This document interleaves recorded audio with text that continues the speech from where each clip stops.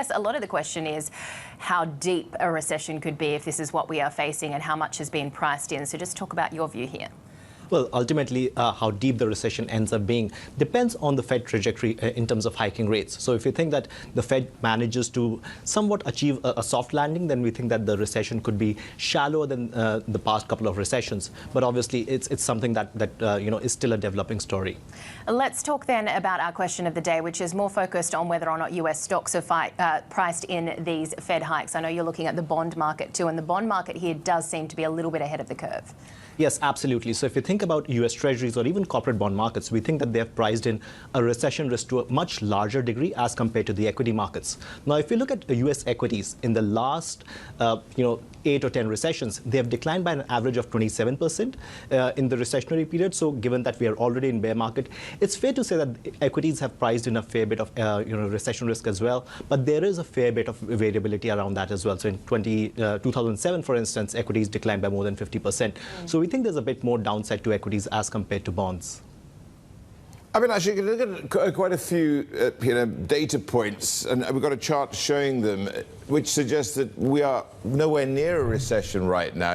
And, of course, you can be a la carte about these things. These NBER indicators don't show that such a slowdown is imminent, at least right now, given the four components: employment, household employment, also real consumer spending, and also incomes as well. But then you overlay other aspects as well. You've seen consumer confidence, Michigan Consumer Confidence Index, down to record lows we haven't seen since 1977 when that data series started. So, Abhilash, the thing is, those four data points belie the actual confidence being polled by the consumer or of the consumer.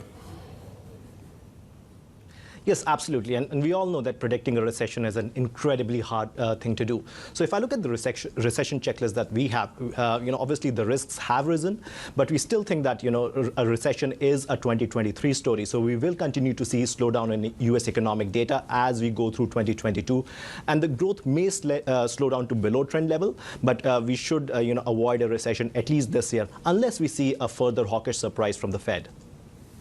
Well, the thing is, they probably have to get hawkish. And, we look at just the inflationary threat here. There's always the fiat of money dictates when you print the stuff, you end up with prices going up. And let's have a look at M1, money supply here. It's up 400% since March of 2020. If that means that we've got more notes and coins in circulation, something like $4 trillion dollars worth, to what we have at the moment at 20.6 trillion. So that is a system completely awash with money, and you've got a central bank trying to reduce the amount it has on its balance sheet. All of this is likely to hurt.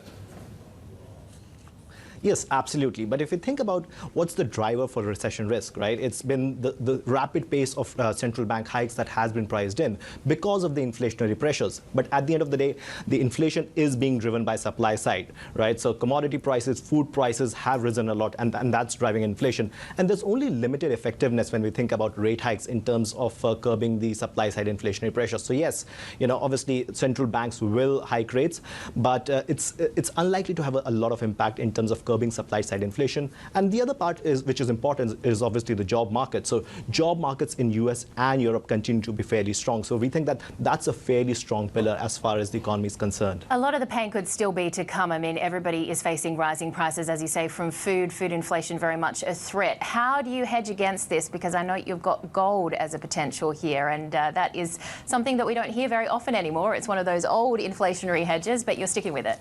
Yes, absolutely. So obviously it's very difficult to hedge against the kind of inflationary environment that we are seeing. But when we think about the geopolitical risks that are there, we think that gold makes sense as a hedge from a geopolitical risk angle as well. And as far as inflation is concerned, obviously gold hasn't really performed as well as people would have hoped for in the last 6 to 8 months.